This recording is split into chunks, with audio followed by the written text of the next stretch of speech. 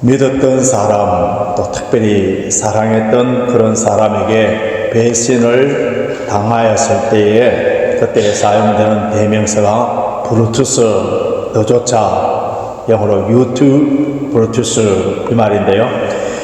이 말은 고대 로마의 시저가 정말 신뢰하고 사랑했던 그러한 친구 브루투스에 의해서 살해당할 때 했던 말입니다. 철학자 사르트르는 배반죄는 죄인의 기생충이라고 표현할 정도로 이 배반은 인간관계에 있어서 가장 큰 충격을 주는 비극이라 할 수 있는데요. 이 단테의 신곡 디바인 코미디라는 그 책에 보면은 지옥편이 있습니다. 그 지옥을 9층으로 나누어져 있는데 그 9층에는 가장 밑바닥에 그곳에는 가장 무서운 형벌을 받는 사람들이 들어가는 곳인데 그곳에는 배신자들이 들어간다고 했습니다. 그곳에서는 가룟 유다가 있고 동생을 죽인 가인이 있고 시저를 죽인 브루투스가 있다고 했었어요. 단테는 인간의 죄 중에서 배신이 가장 악한 죄, 가장 더러운 죄, 몰령치한 죄로 가장 큰 형벌을 받는다고 그렇게 책에서 기록해 놓았습니다. 우리 속담에 믿는 도끼에 발등 찍힌다는 말이 있는 것처럼 사랑하고 믿었던 사람들에게 배신을 당하면은 그 아픔이 엄청나게 큰 거예요. 사랑이 클수록 신뢰가 클수록 그 상처는 더 깊은 것입니다. 우리가 살다 보면은 크고 작은 스트레스를 받을 수밖에 없는데요. 이 스트레스 중에서 가장 높은 스트레스, 최고치의 스트레스가 배우자의 죽음이라고 합니다. 이것은 부모나 자식의 죽음보다도 더 큰 충격으로 다가온다는 거예요. 그 이유는 검은 머리가 팥뿌리가 되도록 함께 살고 함께 죽자 해놓고 먼저 가버리는 것에 대한 배신감 때문에 그렇다고 합니다. 우리 인류의 역사를 보면요, 이 배신으로 시작했다고 할 수 있는데요. 첫 인간인 아담에게 하나님께서 에덴 동산을 지어서 그곳에서 행복하게 살 수 있도록 모든 조건을 다 갖추어 줬는데 하나님을 배반해버리고 결국 낙원에서 쫓겨나게 됩니다. 그 후에 모든 인간들은 이 아담의 원죄로 말미암아 배반하는 일들을 해오고 있는 거예요. 애굽에서 노예 생활하던 그 이스라엘 백성들을 출애굽시켜서 적과 꿀이 흐르는 가나안 땅으로 인도해 가는 그들의 지도자 모세에게 배신을 해버립니다. 심지어 돌로 쳐 죽이려 가요. 우리 구역 공과 공부로 다윗의 생애에 대해서 공부를 하고 있는데 다윗의 생애를 보면은 많은 배신을 경험합니다. 그가 목숨을 걸면서 충성하며 섬겼던 사울왕, 자기 장인이었죠. 처음에는 그에게 배신을 당하고요. 한때는 자기에게 충성을 했던 그의 신하 아히도벨이 배신해버립니다. 심지어 사랑하는 아들 압살롬이 배신을 해버려요. 이렇게 배신을 많이 당한 사람들은 오직 의지할 분은 하나님 한 분밖에 없다는 그러한 고백이 나올 수밖에 없습니다. 예수님의 제자였던 가룟 유다도 예수님을 배신하여서 예수님을 팔아버리는데요. 교회를 다니지 아니하고 성경을 한 번도 읽지 않은 사람이라 하더라도 가룟 유다에 대해서는 다 알 정도로 악명 높은 그런 유명한 이름인데요. 양들을 도살장에 죽이기 위해서 양들을 유인하는 데 사용되는 염소를 유다 염소라고 합니다. 유다 염소. 남을 속일 목적으로 아주 친절하게 대하는 것을 유다키스라고 표현하고요. 감방 안에서는 볼 수 없는데 바깥에서 볼 수 있는 그 구멍을 유다 구멍이라고 합니다. 빨강색 머리를 유다 머리라고 하는데요. 이처럼 가룟 유다의 이름이 들어가는 곳에는 좋은 이미지는 하나도 없습니다. 모두가 배반과 멸시와 저주의 동요로 사용되고 있습니다. 오늘날 유대인이나 기독교 문화권에 있는 그러한 나라들의 어떤 부모도 자기 자식을 낳아서 그 자식의 이름을 가룟 유다라고 붙이는 그런 사람이 아무도 없습니다. 하지만 가룟 유다가 태어날 그 당시에 유다라는 이 이름은 아름다운 이름이었어요. 찬양이라는 뜻이에요.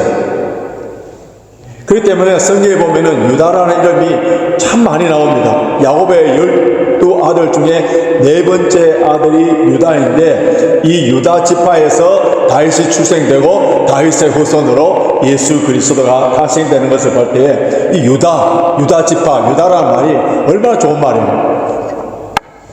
예수님의 제자 중에서 가룟 유다가 아닌 또 다른 유다가 나오는데요. 유다 다데오, 야고보의 아들로 소개하고 있고요. 신약 성경 중에 가장 짧은 책이 유다서입니다. 이거는 예수님의 동생의 이름이 유다예요. 유다가 쓴 성경책이고요. 사도행전 5장을 보면은 로마에 저항했던 갈릴리 유다라는 사람이 나오고요. 사도행전 9장을 보면은 바울이 다메섹에서 빛으로 예수님을 만난 후에 눈이 어두워지고 그가 머물렀던 집이 집가 유다의 집입니다. 그 사람의 이름이 유다예요. 사도행전 15장 보면은 예언자 중에 한 사람이 나오는데 바사바라 하는 유다. 그렇기 때문에 신약 성경에는 최소한 6명의 유다가 나오는데, 이 유다의 이름은 좋은 이름이고 하나님의 나라를 위해서 아름답게 쓰임받았던 그런 사람이에요. 그래서 예수님을 반 이 유다와 다른 사람의 유다와 이름을 구별하기 위해서 예수님을 반 이 유다 이름 앞에는 가롯 유다라고 붙이는데요. 이 가롯이라는 말에 대해서는 여러 가지 학자들의 의견이 있습니다만은, 이 가롯은 예루살렘 남쪽에 조그마한 떨어져 있는 그러한 마을로 보는데, 예수님의 12명의 제자 중에 11명은 다 북쪽 갈릴리 지역의 사람인데, 유일하게 한 사람, 이 가룟 유다는 예루살렘 남쪽 지방에, 특별히 예루살렘의 그 도시 문화권에 살았던 것을 볼 수가 있어요.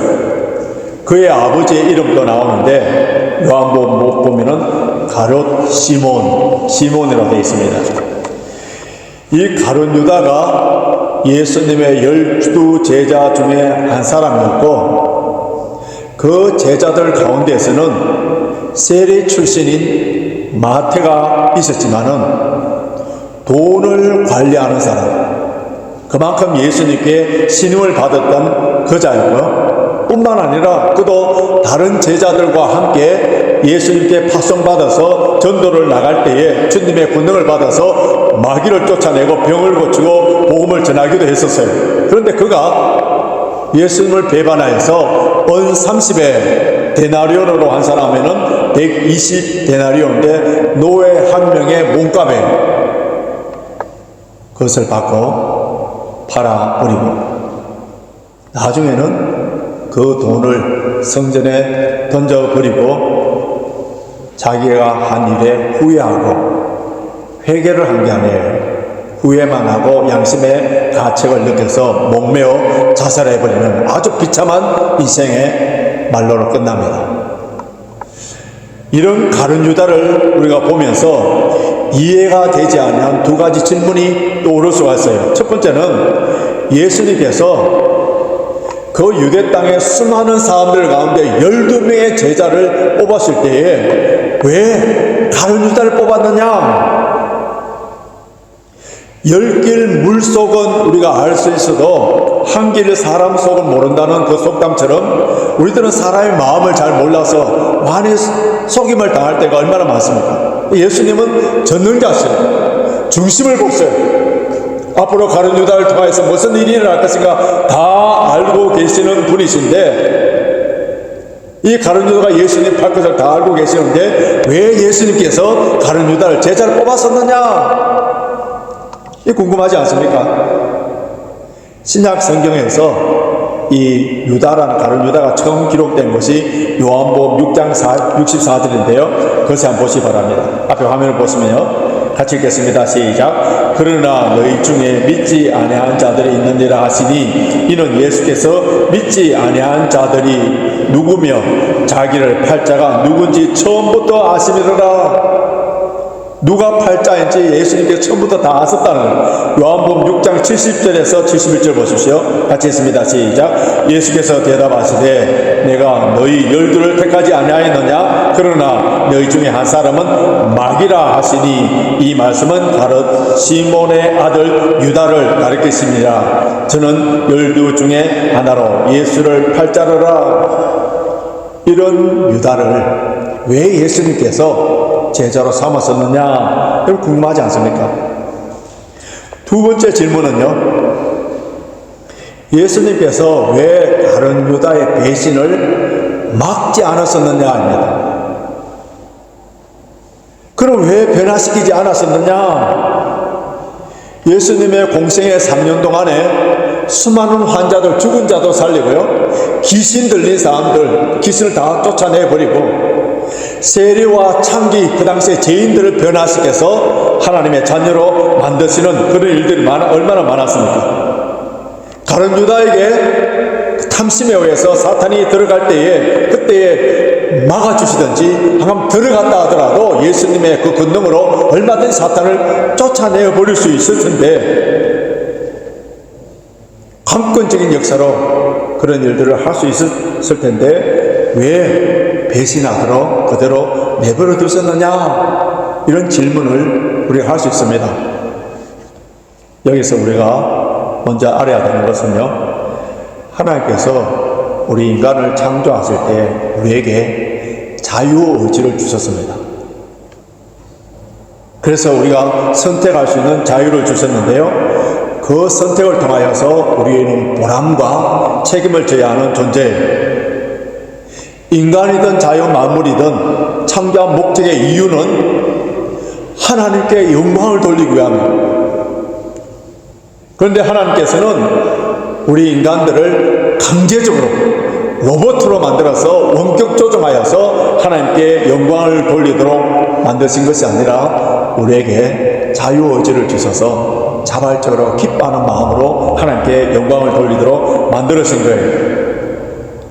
예수님께서는 신적인 능력으로 유다가 배신하지 못하도록 뒤에서 모든 것을 원격 조정하는 그러한 분이 아니었어요. 예수님께서는 유다에게 생명의 길과 멸망의 길에 서서 어디를 선택해야 될 것인가 가르쳐 주셨어요. 그러면서 사랑하셨습니다. 끝까지 사랑하셨어요. 예수님께서는 그토록 사랑하고 신뢰했던 제자가 배신한 것을 다 아시면서 끝까지 사랑하셨어요. 여러분, 예수님의 이 사랑, 어떻게 보면 눈먼 사랑, 바보 같은 사랑처럼 보입니다. 이 시간 저와 여러분은 예수님 편에 서서 또 정의 편에 서서 우리가 예수님의 참 좋은 제자라는, 충실한 제자라는 생각으로 돌을 들어서 가룟 유다를 향하여서 던지고 싶은, 가룟 유다에 대해서 비난하고 싶은, 책망하고 싶은 그런 마음이 생기겠지만은 사실 나를 통하여서 예수님께서 얼마나 많은 상처를 받으시고 나를 통하여서 예수님이 얼마나 많은 배신을 당하셨는가를 깊게 생각해야 되는 거예요. 이런 상처와 수치와 배신을 나를 통하여서 당하실 것을 다 아시면서도 예수님께서는 우리를 선택하여 주시고 여전히 사랑하고 계십니다. 이러한 예수님의 사랑에 결국 가룟 유다는 끝까지 자기 고집을 꺾지 않고 변화되지 않고 그 인생의 결과가 어떻게 됩니까? 마태복음 25장, 27장 5절에 보면은 유다가 오늘 성소에 던져놓고 물러가서 스스로 목매어 죽은지라 되어 있는데요. 사도행전 1장 18절에는 이 사람이 불의의 사고로 밭을 쌓고 후에 몸이 곤두박질하여 배가 터져 창자가 다 흘러나온지라.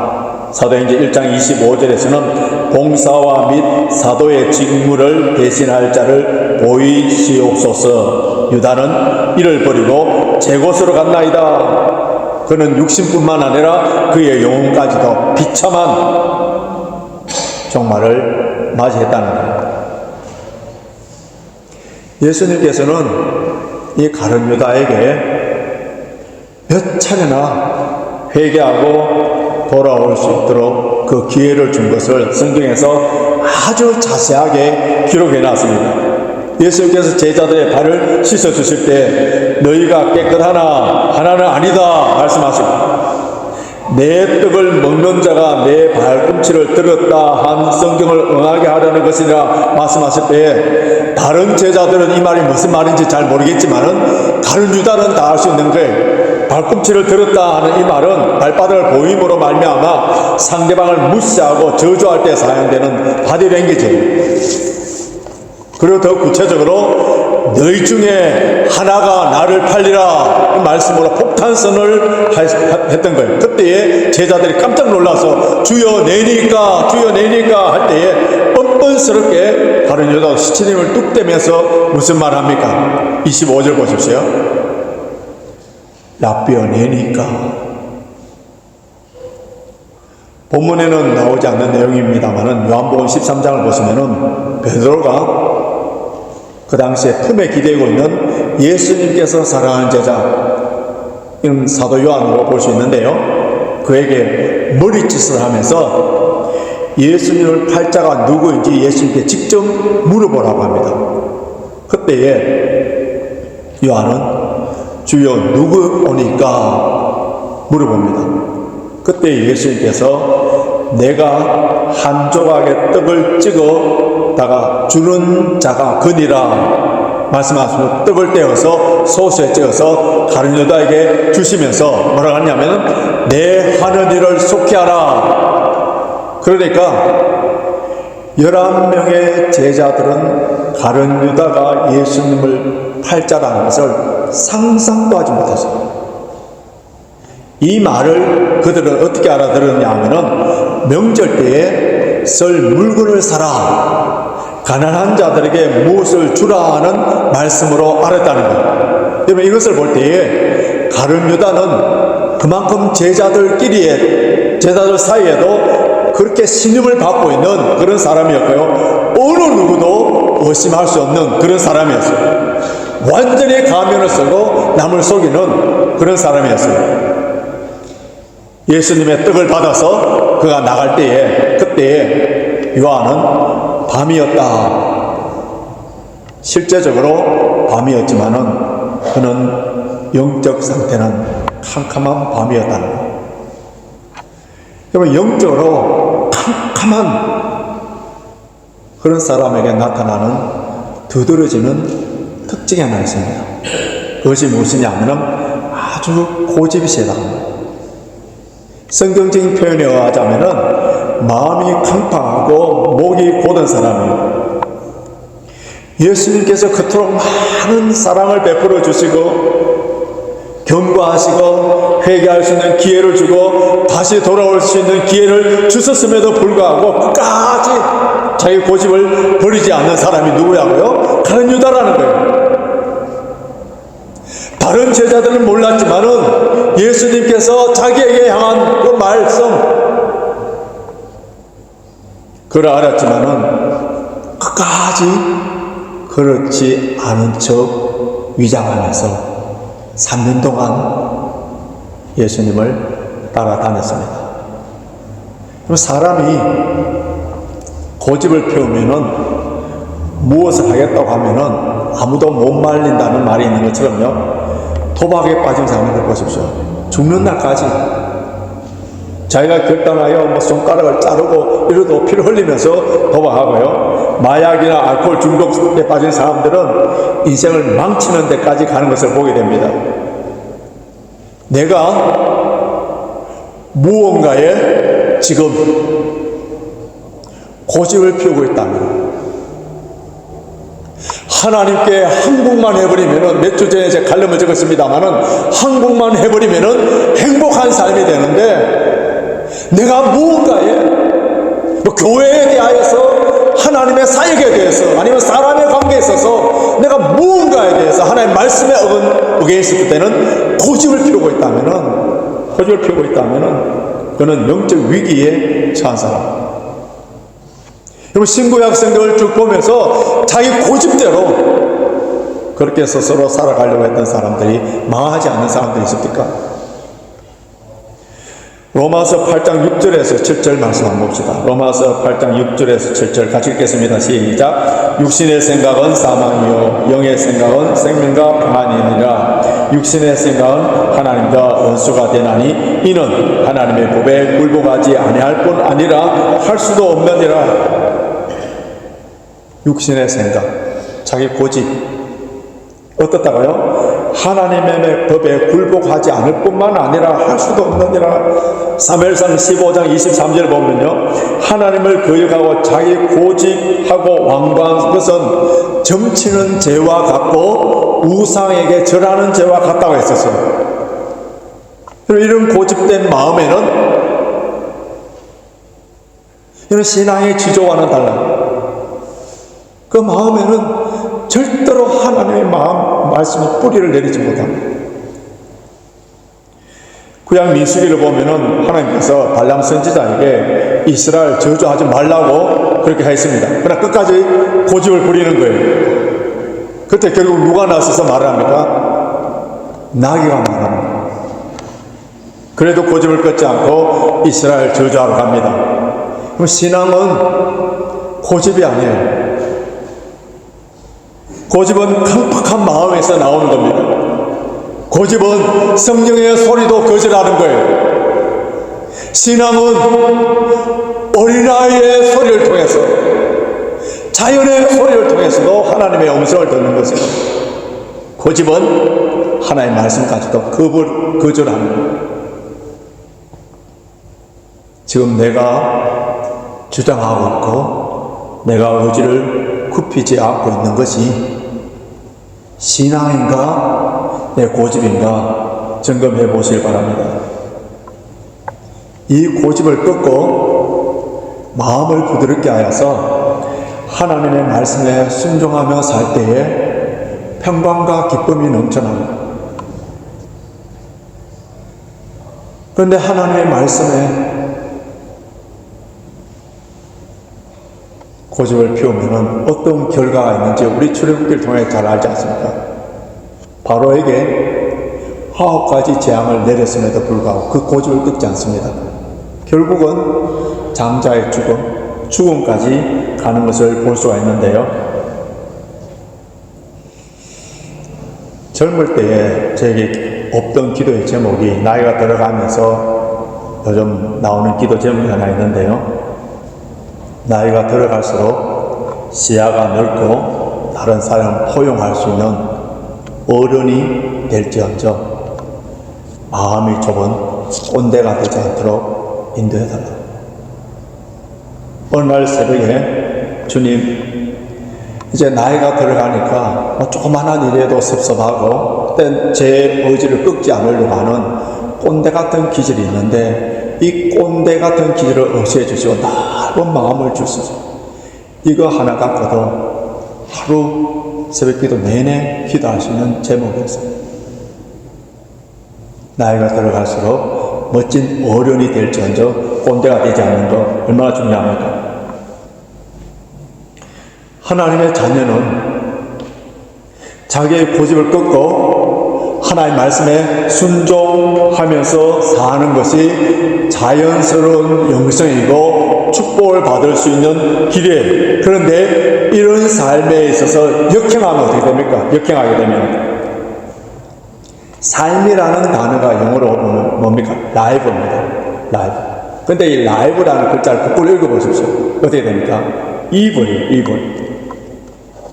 그리고 생명력이 풍성하고 하나님 축복을 받는 삶, 하나님의 말씀에 순종하고 내 자존심, 내 의지를 꺾을 때에 이렇게 삶이 풍성해지지만은, 그러나 끝까지 고집을 피우고 말씀에 불순종하면 이불, 악한 자, 마귀의 도구가 되어버리는 거예요. 설교를 시작하면서 던졌던 질문 중에 예수님께서 모든 것을 다 아시면서 왜 가룟 유다를 제자로 두셨는가 하는 의문을 성경에서 찾아보면은 시원하게 우리에게 명확하게 답은 주지는 않지만, 그러나 예수님의 가르침을 통하여서 우리는 어느 정도 답은 찾을 수 있는데요. 예수님의 제자들 12명이에요. 12분의 1. 12명 중에 한 사람이 배신하여서 마귀의 역할을 했다면은 예수님의 몸된 교회인 지상교회에 가룟 유다와 같은 인물이 존재할 수 있다는 사실을 우리가 알아야 됩니다. 주님의 몸된 교회에서 복음을 배신하는 사람들이 나타나게 될 것인데 놀라지 말라는 거예요. 밭에는 알곡과 가라지가 존재한다 하니까 제자들이 그 가라지를 당장 뽑아버립시다 할 때에, 그때 예수님께서 알곡을 다치니까 추수 때까지 놔두라, 그냥 둔다고 했었어요. 여러분, 여기에 우리 분명히 알아야 될 것은 우리가 추수꾼이 되어서 누가 알곡이냐 누가 가라지냐 판단하여서 마녀 사냥처럼 정죄하고 심판해서는 안 됩니다. 심판날에 하나님께서 하시기 때문에 우리는 예수님처럼 가룟 유다에게 하셨던 것처럼 끝까지 살아 회개하고 돌아오도록 기다려야 됩니다.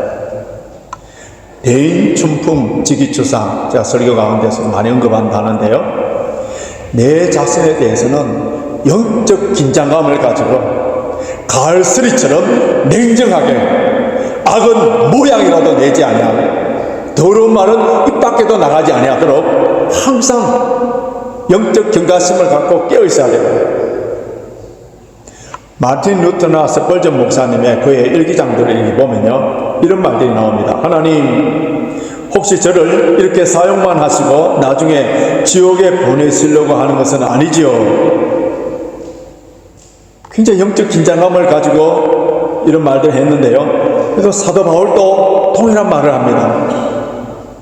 고린도전서 9장 27절 보면은 내가 내 몸을 쳐 복종하게 하면 내가 남에게 전파한 후에 자신이 도리어 버림을 당할까 두려워함이라. 그래서 그는 날마다 죽노라, 이렇게 했어요. 그리고 이 말이 사도 바울이나 루터나 스펄전 목사님이 구원의 확신이 수시로 흔들려서 구원의 확신이 없어서 이런 말을 했습니다. 아니에요. 영적 긴장감을 가지고 신앙생활을 했기 때문에 그 마음에 강팍하지 않게 늘 하나님의 말씀에 순종하기 위해서 피 흘릴까지 전투하는 그런 삶이라는 거죠. 너희 중에 하나는 나를 팔리라, 너희 중에 하나는 나를 팔리라 하는 말씀에 우리는 영적 경각심을 가져야 됩니다. 주여 내니까, 주여 내니까, 그 하나가 혹시 내가 될 수 있다는 생각을 해야 되는 거예요. 영적으로 깨어있지 아니하고 내가 성령 충만하게 되지 않는다면 사탄의 도구가 될 수 있는 거예요. 가이사랴 필리포에서 베드로는 성령 충만하여서 아주 멋진 대답을, 신앙 고백을 합니다. 주는 그리스도시요 살아계신 하나님의 아들이십니다. 그렇게 고백하였을 때 우리 예수님께서 베드로를 향하여서 내가 복되도다 하면서 천국 열쇠를 주어 교회를 세우겠다고 약속합니다. 그러면서 우리 주님께서는 고난을 당하시고 십자가에 죽으시고 부활하시겠다는 것을 비로소 말씀하시니까 베드로가 예수님을 꾸짖으면서 절대로 예수님에게 우리에게 이런 일을 일어나서는 안 됩니다. 만류할 때 그때에 예수님께서 베드로를 향하여서 사탄아 물러가라. 조금 전에만 하더라도 성령의 도구가 되어서 멋지게 신앙 고백을 했던 베드로가 주님의 고난과 십자가의 문제가 나오니까 사탄의 도구가 되어버린 거예요. 하나님 나라의 가장 큰 방해꾼이 됩니다. 하나님 나라의 원수가 되고 예수님의 십자가의 길을 가로막는 그러한 일을 한 거예요. 테레사 수녀는 내 안에 히틀러도 있고 간디도 있다. 내 안에 히틀러도 있고 간디도 있다. 솔직하게 자신에 대해서 고백했고요. 스코틀랜드 유명한 작가 로버트 스티븐슨이 소설 지킬 박사와 아이들 그 작품에서 강조하는 것처럼 때로는 내 자신이 착한 사람이었다가 때로는 살인자로 돌변하는 모습을 알아야 돼. 그러므로 말씀과 기도로 깨어있지 아니하고 성령 충만하지 아니하고 영적 분별력이 없게 되면은 우리는 어떠한 모습으로 변하겠지 아무도 모르는 거예요.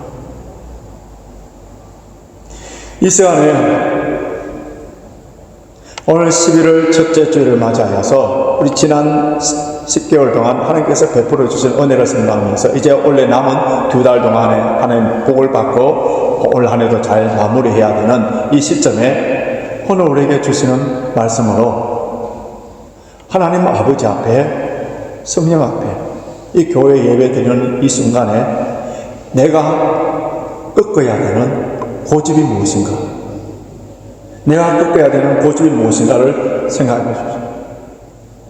수많은 경고와 회개하고 돌아올 수 있는 기회를 주셨는데 아직까지 꺾지 않는 것이 있다면 그 고집을 사탄이 자기의 경관진으로 만들어서 우리를 비참한 인생으로 끌고 가는 거예요.